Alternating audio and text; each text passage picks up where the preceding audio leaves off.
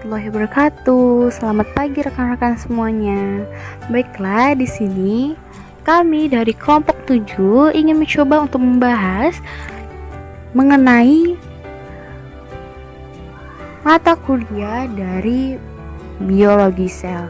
Nah, kami dari kelompok 7 dari Prodi Pendidikan Biologi Fakultas Keguruan dan Ilmu Pendidikan Universitas Maritim Raja Ali Haji. Baiklah, tanpa memperpanjang waktu lagi, kita masuk yuk ke perkenalan kelompok 7.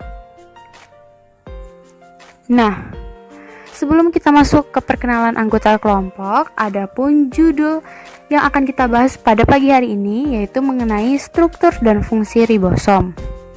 Nah, selanjutnya kita perkenalan diri ya. Nah, berikut ini adalah dosen mata kuliah biologi sel, yaitu Ibu Trisna Amelia SPD MPD yang kami hormati. Selanjutnya, kami akan memperkenalkan anggota kelompok kami. Yang pertama adalah Ria Febriani dengan NIM 190384205005. Yang kedua adalah Pupuk Reverenda Saputri dengan NIM 190384205020. Dan yang terakhir ialah Reza Putri Pradiwa dengan NIM 190384205033. Nah, baiklah, adapun pembahasan yang akan kita bahas pada pagi hari ini yaitu tadi telah disampaikan bahwa judul kita yaitu struktur dan fungsi ribosom. Nah, apa saja sih yang akan kita bahas dari pembahasan kali ini mengenai struktur dan fungsi ribosom? Nah, yang pertama kita akan memahami apa itu ribosom. Yang kedua, ciri-ciri dari ribosom ini sendiri. Dan yang ketiga ini adalah apa saja jenis-jenis ribosom yang akan kita pelajari pada pembahasan kita pada pagi hari ini. Selanjutnya, struktur dan pembagian ribosom. Yang kelima ada bentuk dan ukuran ribosom. Dan yang terakhir adalah fungsi ribosom. Baiklah, tanpa memperpanjang waktu, kita masuk saja ke materi kita yang pertama, yaitu pengertian ribosom. Assalamualaikum semuanya. Halo, selamat pagi. Saya Pupuk Reverenda Saputri dari kelompok 7. Di sini saya akan menjelaskan tentang apa itu ribosom dan ciri-ciri ribosom. Apa teman-teman tahu apa itu ribosom? Ya, semuanya benar. Ribosom adalah organel sel yang berbentuknya kecil berupa butiran nukleoprotein. Organel ribosom terdiri dari protein dan asam ribonukleat atau RNA yang bekerja sama dalam sintesis protein. Ribosom juga merupakan tempat sintesis protein loh teman-teman. Selanjutnya itu ada ciri-ciri ribosom. Nah, yang pertama bentuknya menyerupai butiran kecil yang diameter mulai dari 20 hingga 22 nanometer.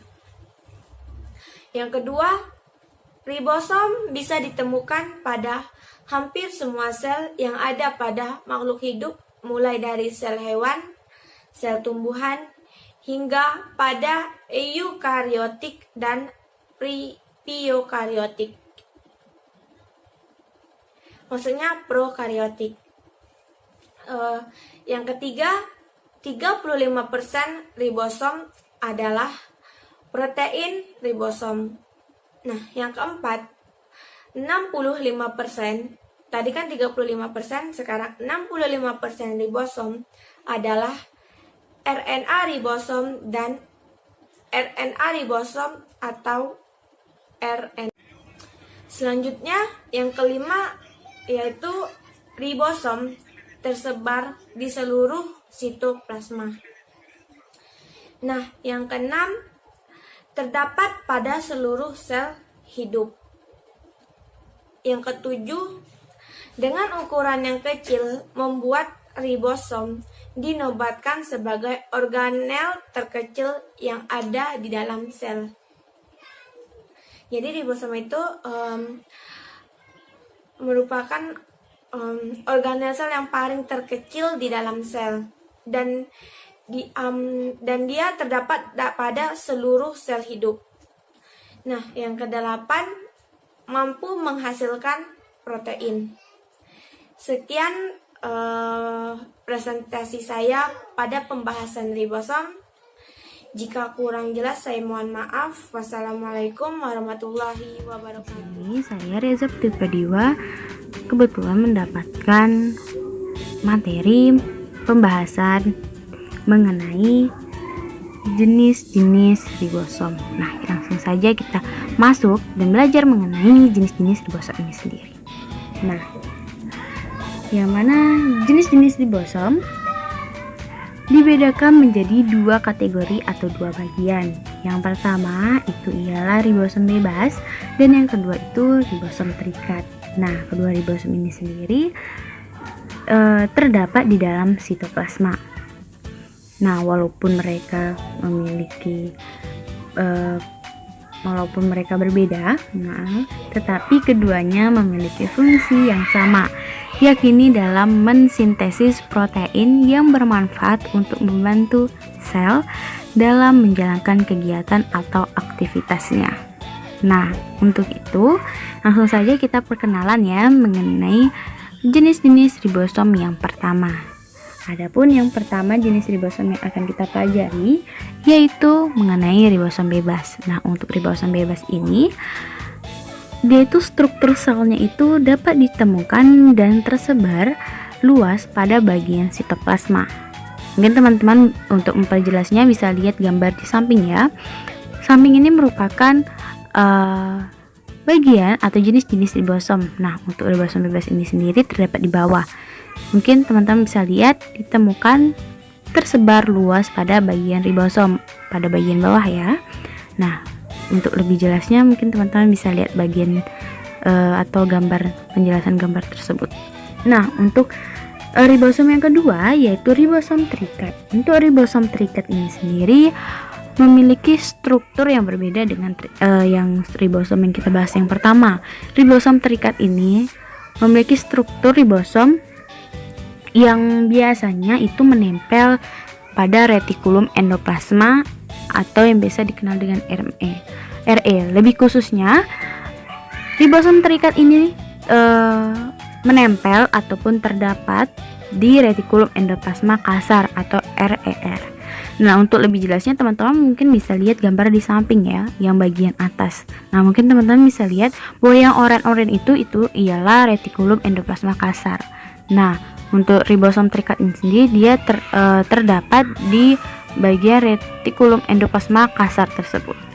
Nah, mungkin teman-teman sudah paham ya. Nah, kita langsung saja masuk ke penjelasan atau materi selanjutnya yaitu mengenai struktur dan pembagian ribosom. Nah, untuk struktur dan pembagian ribosom ini sendiri terbagi menjadi dua bagian, yaitu struktur ribosom dan juga pembagian ribosom. Baiklah, untuk pembahasan yang pertama yang akan kita bahas mengenai struktur ribosom. Untuk struktur ribosom ini sendiri, ribosom merupakan komponen dalam sel yang memproduksi protein dengan memakai seluruh tipe asam amino. Yang mana ribosom ini atau struktur ribosom ini terbagi menjadi dua struktur utama, yaitu RNA atau ribonucleic acid atau yang biasa dikenal dengan asam ribonukleat, dan yang kedua itu ialah RNP atau ribonucleic protein atau biasa dengan nama protein ribosom. Nah, kita masuk ke pembahasan pertama mengenai asam ribonukleat ataupun ribonucleic acid RNA ini sendiri. Nah, untuk asam ribonukleat ataupun ribonucleic acid RNA ini, yang mana asam ini berasal dari nukleolus yang mana terjalin di sana itu proses sintesis ribosom di dalam selnya. Nah, untuk asam ribonukleat ini sendiri terdapat salah satu dari 3 makromolekul utama. Yang pertama itu adalah DNA, yang kedua itu adalah protein, dan yang ketiga itu adalah RNA. Yang mana mereka itu mempunyai peranan tersendiri dan berarti untuk seluruh wujud kehidupan ataupun yang ada di dalam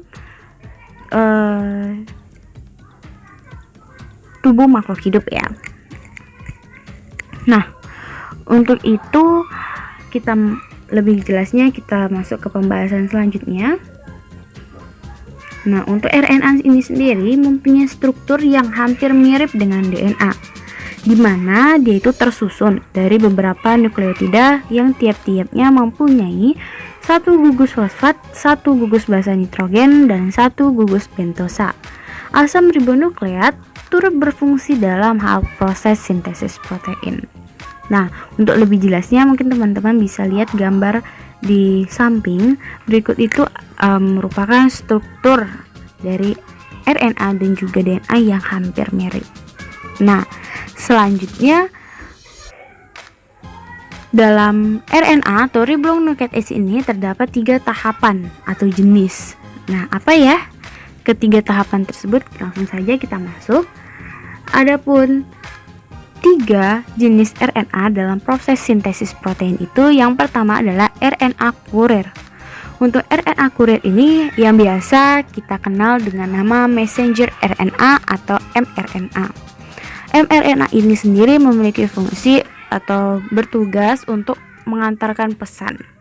Nah, mRNA ini sendiri merupakan tipe RNA yang sintesis dengan RNA polimerase 1. Nah, mungkin untuk lebih jelasnya mungkin teman-teman bisa lihat gambar di atas.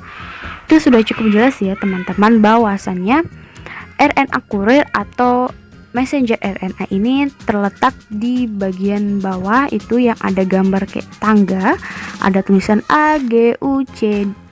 Itu merupakan messenger RNA atau pembawa pesan RNA ini sendiri. Nah, untuk jenis RNA yang kedua yaitu RNA ribosom atau yang biasa dikenal juga dengan ribosomal RNA atau rRNA. Nah, untuk rRNA ini sendiri merupakan tipe RNA yang disintesis dengan RNA polimerase 2. Untuk rRNA ini sendiri mungkin teman-teman bisa lihat tuh di gambar di atas bahwasannya rRNA itu sendiri tadi ada gambarnya ya. Ada di situ ada messenger RNA, tRNA, mRNA, rRNA, semuanya cukup jelas ya di atas. Mungkin teman-teman bisa membaca atau lebih jelasnya mungkin bisa memahami gambar tersebut.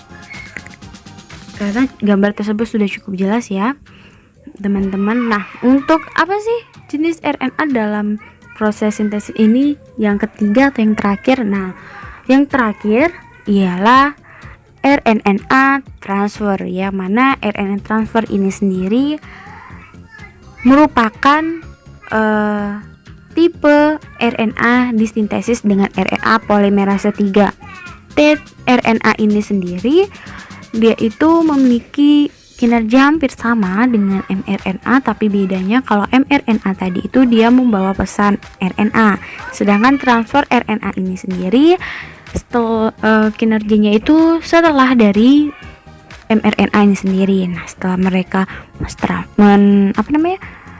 mengantarkan RNA, selanjutnya dia akan mentransfer atau memindahkan RNA tersebut. Ke pembahasan yang selanjutnya yaitu RNA mempunyai beberapa fungsi utama. Yang pertama ini ialah sebagai penyimpan data ataupun bahan genetik. Apa sih maksud dari sebagai menyimpan data ataupun bahan genetik ini sendiri? Yang mana pada saat virus mulai melanda sel hidup, sehingga RNA ini sendiri dapat membawa ke dalam sitoplasma sel korban tersebut yang hendak ditranslasi oleh sel inang untuk menciptakan virus-virus yang baru. Nah, setelah itu hasil riset canggih pun yang dicoba terpaut dengan RNA melaporkan bahwasannya kalau di awal proses evaluasi, RNA ini ialah salah satu bahan genetik umum saat sebelum organisme hidup memakai DNA. Jadi, RNA ini sendiri makanya disebut sebagai penyimpan data ataupun bahan genetik. Nah, selanjutnya yaitu RNA mempunyai beberapa fungsi. Yang kedua yaitu sebagai perantara antara DNA serta protein dalam proses ekspresi genetik yang berlaku untuk seluruh organisme hidup. Dalam perihal ini, RNA merupakan suatu produk yang memiliki peranan bagaikan kopian kode urutan bahasa nitrogen DNA pada proses transkripsi, di mana kode urutan tersebut dapat tersusun dalam 3 urutan bahasa yang diketahui dengan istilah kodon. Tiap kodon mempunyai ikatan dengan satu asam amino. Nah, mungkin teman-teman bisa paham ya, mengapa RNA memiliki fungsi utama sebagai perantara antara DNA serta protein dalam proses ekspresi genetik yang berlaku untuk seluruh organisme hidup. Nah, untuk protein ribosom ataupun ribonukleat protein RNA kita bahas ke pembahasan selanjutnya. Nah, untuk protein ribosom ini sendiri merupakan salah satu protein yang mana dia itu bekerja secara bersama-sama dengan rRNA atau ribosom RNA, yang mana dia itu dapat membentuk subunit ribosom yang ikut serta dalam proses seluler penerjemahan. Nah, ini merupakan sesuatu senyawa yang polimer dari berbagai monomer yang satu dengan yang lainnya, terpaut dengan jalinan peptida. Untuk molekul ini, dia itu terdiri dari berbagai macam. Seperti yang pertama ada karbon, hidrogen, nitrogen, oksigen, serta terkadang pula memiliki sulfur ataupun fosfor. Nah, selanjutnya untuk protein ini sendiri mempunyai peranan yang sangat berarti untuk makhluk hidup ataupun virus, yang mana dalam struktur serta guna sel tersebut memiliki peranan yang memang sangat penting untuk kedua makhluk tersebut. Nah, proses biosintesis protein natural sama dengan ekspresi genetik. Kode genetik yang dibawa DNA ini dapat ditranskripsi dari RNA.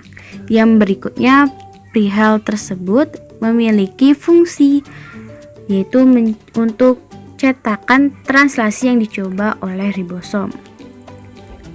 Nah, selanjutnya kita masuk ke struktur protein. Nah, untuk struktur protein ini dapat dibagi menjadi 4 tingkatan. Yang pertama itu adalah struktur primer. Struktur primer atau tingkatan 1 ini merupakan urutan dari asam amino yang menyusun protein lewat jalinan peptida. Nah, mungkin teman-teman bisa melihat struktur primer protein itu bentuknya seperti di gambar di atas ya. Dia cuma satu aja. Nah, untuk selanjutnya,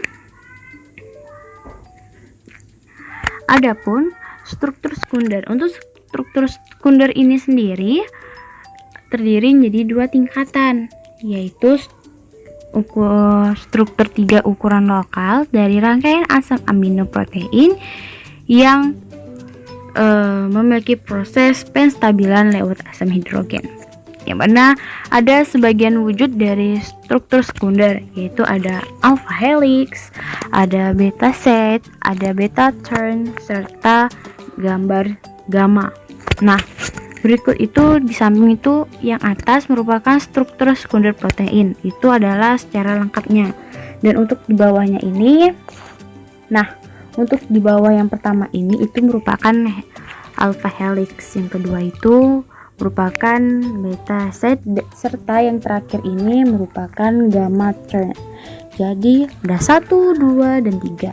Itu untuk pembagian secara maksudnya struktur sekunder secara untuk lebih jelasnya lagi ya. Dan karena yang di atas ini dia itu yang telah menjadi satu. Nah, selanjutnya merupakan struktur tersier. Untuk struktur tersier ini atau tingkatan 3 merupakan gabungan dari keanekaragaman struktur sekunder. Umumnya struktur ini berupa gumpalan di mana sebagian molekul bisa melaksanakan interaksi secara raga tanpa jalinan konvalen buat membentuk oligomer yang normal, semacam dimer, trimer, quaterner dan membentuk struktur quaterner. Berikut yang di samping merupakan contoh gambar dari struktur tersier ini sendiri.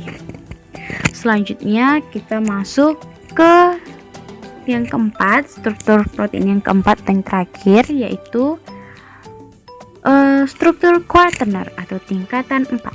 Misalnya terdapat pada insulin serta enzim Rubisco. Nah, untuk struktur quaterner ini sendiri mungkin teman-teman bisa lihat bagian yang di samping itu mungkin sudah cukup jelas ya. Di situ juga telah dijelaskan bagian-bagiannya apa saja, sehingga teman-teman mungkin lebih paham mengenai bagian dari struktur quaterner tersebut. Nah, baiklah, kita masuk. Nah, di bawah ini kita masuk ke struktur protein yang dibagi menjadi 4 tingkatan. Nah, yang tadi kan istilahnya struktur protein satu-satu, kita memperkenalkan satu-satu. Nah, pada slide ini kita memperkenalkan tingkatan struktur protein secara langsung atau keempatnya, yang mana yang bagian kiri ini adalah primary structure atau struktur tingkatan yang pertama. Yang kedua itu ada tingkatan yang kedua, tingkatan yang ketiga, dan tingkatan yang keempat. Dari keempat itu merupakan deretan struktur protein dari keempat tingkatan. Mungkin teman-teman untuk lebih jelasnya melihat gambar ini ya, kalau misalnya masih bingung. Nah, selanjutnya kita masuk ke penjelasan selanjutnya, yaitu fungsi dari protein. Nah, fungsi dari protein ini sendiri yang pertama sebagai sumber. Yang mana kalau misalnya nggak ada protein, kita tidak akan mungkin akan lemas. Nah, yang kedua, sintesis hormon, enzim, dan antibodi, karena protein ini sendiri sangat memiliki fungsi dari hormon, enzim, dan juga antibodi yang kita miliki. Yang kedua itu adalah mengendalikan penyeimbangan kandungan asam basa dalam sel. Yang keempat itu membentuk dan membetulkan jaringan serta sel. Dan yang terakhir sebagai lumbung ataupun cadangan makanan. Yang seperti yang saya bilang tadi, kalau misalnya nggak ada protein, kita bakalan lemas karena protein ini sendiri memiliki fungsi sebagai cadangan makanan. Nah, selanjutnya kita masuk ke penjelasan yang terakhir mengenai pembagian ribosom. Untuk pembagian ribosom ini sendiri dibagi menjadi 2 bagian besar yang diucapkan bagaikan subunit. Jadi pembagian ribosom ini sendiri atau yang lebih dikenal dengan subunit, dimana pada setiap subunitnya dinyatakan dengan satuan S atau Savart bird. Nah, satuan tersebut menampilkan kecepatan pengendapan pada dikala subunit tersebut atau sentrifugas, di mana nama satuan tersebut diambil dari nama penaminya. Tiap-tiap unit ribosom ini berisi RNA serta protein. Nah, jenis dari kedua subunit sendiri ini yaitu bersumber pada tingkatan sedimentasi pada media tertentu. Ada pula dari pembagian dari subunit ribosom tersebut terbagi menjadi beberapa bagian. Mungkin teman-teman dapat memahaminya ya. Adapun yang pertama, pembagian subunit yang pertama itu adalah subunit kecil. Subunit kecil ini merupakan salah satu subunit dengan ukuran sebenarnya tak terlalu kecil, yang hanya saja ukurannya itu memang lebih kecil dibandingkan dengan subunit besar. Bagian subunit kecil ini adalah untuk mengalirkan dan penyampaian informasi ketika proses sintesis protein sedang berlangsung. Proses ini pun disebut juga dengan 40 Savart pada sel eukariotik, lalu pada sel prokariotik itu sekitar 50 S. Nah, mungkin teman-teman dapat melihat gambar di samping. Untuk yang kuning, gambar yang kuning di atas yang ungu itu merupakan small subunit atau subunit kecil, sedangkan yang bawah itu adalah large subunit atau subunit yang besar ukurannya. Nah, kita masuk ke penjelasan selanjutnya, yaitu mengenai subunit besar. Untuk subunit besar ini merupakan subunit dengan tempat yang bisa digunakan untuk membuat ikatan baru pada proses pembuatan protein. Proses ini disebut juga dengan istilah 60S atau 60 Sievert pada sel eukariotik, sedangkan pada sel prokaryotik disebut dengan istilah 50S. Nah, jadi setelah dibilang ya, huruf S ini pada subunit merupakan ukuran dan juga singkatan yang berasal dari subunit Sievert. Nah, untuk Sievert ini mungkin teman-teman bisa lebih paham bahwa apa sih yang tadi 60S, 50S dan lain sebagainya. Nah, S ini sendiri merupakan ukuran dan juga singkatan dari subunit ini sendiri. Nah, untuk subunit besar, mungkin teman-teman bisa lihat gambar di samping bahwasanya yang bagian bawah itu merupakan yang small ribosome subunit, merupakan itu ribosom subunit yang kecil, sedangkan yang large ribosome subunit yang besar banget itu merupakan subunit besar. Nah, mungkin teman-teman bisa lebih paham ya mengenai apa sih bedanya dari subunit besar, subunit kecil. Nah, bedanya ukurannya. Kalau yang bagian bawah itu adalah small ribosome subunit, sedangkan yang bagian atas atau yang besar banget itu adalah large ribosome subunit. Nah, selanjutnya mungkin itu saja yang dapat saya sampaikan. Terlebih dan kurang saya mohon maaf. Wabillahi taufiq wal hidayah. Wassalamualaikum warahmatullahi wabarakatuh. Selamat pagi teman-teman. Perkenalkan, saya Ria Febriani. Di sini saya akan menjelaskan tentang poin kelima, yaitu bentuk dan ukuran ribosom. Nah, untuk bentuk dan juga ukuran dari ribosom terbagi menjadi dua bagian, yakni yang pertama prokariota.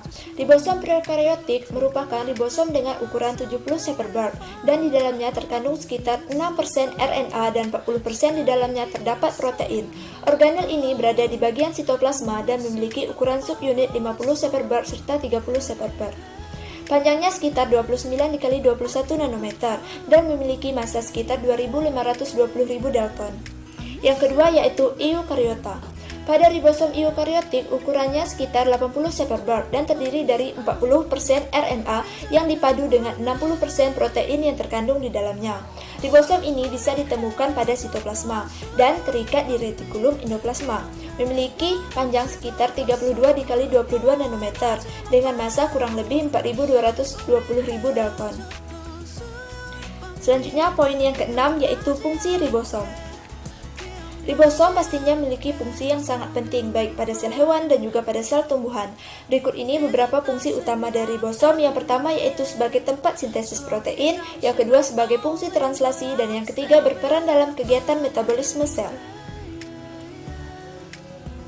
Lanjut pada fungsi yang pertama yaitu tempat sintesis protein. Ribosom ialah salah satu contoh organel yang tidak mempunyai membran, di mana dia mempunyai peranan yang sangat penting dalam proses sintesis protein, yaitu proses yang menerjemahkan messenger RNA jadi protein.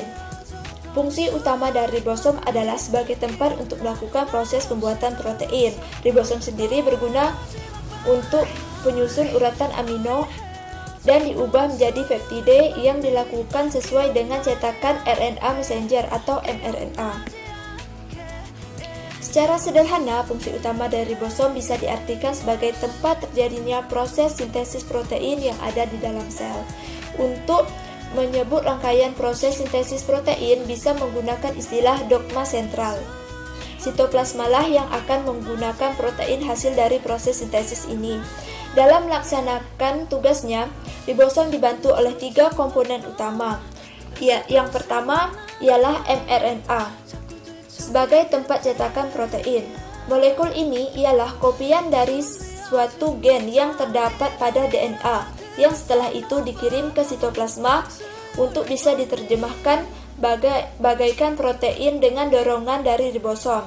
mRNA terdiri dari serangkaian kodon yang bertugas buat mendikte ribosom untuk asam amino yang dibutuhkan dalam proses sintesis protein. Komponen yang kedua adalah asam amino. Dan komponen yang ketiga adalah tRNA. Ialah agen pembawa asam amino yang khusus. Molekul ini mempunyai antikodon triplet yang komplement dengan kodon yang terletak pada messenger RNA, serta dengan terdapatnya komplementasi tersebut hingga urutan kodon mRNA hendaknya mendikte urutan asam amino. Komponen-komponen lainnya yaitu tempat A merupakan tempat pengikatan tRNA aminosil, biasanya mengikat tRNA yang memiliki asam amino berikutnya yang akan ditambahkan pada rantai polipeptida. Tempat B merupakan tempat peningkatan tRNA peptidil, biasanya mengikat tRNA yang menempel pada rantai polipeptida yang sedang tumbuh. Tempat E merupakan tempat keluarnya tRNA yang tidak mempunyai muatan. Selanjutnya komponen utama yang keempat yaitu faktor-faktor. Ada 3 kelompok faktor yang terlibat dalam proses sintesis protein, yaitu faktor inisiasi, faktor elongasi, dan faktor terminasi. Faktor inisiasi merupakan faktor yang mengawali pembentukan rantai peptida. Faktor elongasi merupakan faktor yang berperan dalam pemajangan rantai peptida. Sedangkan faktor terminasi merupakan berperan dalam perhentian pempanjangan rantai peptida dan mengakhiri sintesis protein. Struktur ribosom mempertimbangkan fungsi untuk mengumpulkan mRNA dengan tRNA membawa asam amino. Suatu ribosom mempunyai satu tempat pengikatan subunit kecil mRNA dengan 3 pengikatan tRNA dikenal dengan tempat A atau aminosil, tempat P atau peptidil, dan tempat E atau eksid yang ada di subunit besar. Selanjutnya, proses sintesis protein. Tugas utama ribosom yaitu membuat protein untuk sel. Terdapat ratusan protein yang harus dibuat untuk sel. Perintah ini datang dari inti dan dalam bentuk rRNA. Messenger RNA mengandung kode khusus yang bertindak sebagai resep dan memberitahu ribosom bagaimana cara membuat protein. Terdapat 2 langkah utama dalam proses protein, yaitu transkripsi dan translasi. Ribosom menggunakan istilah translasi.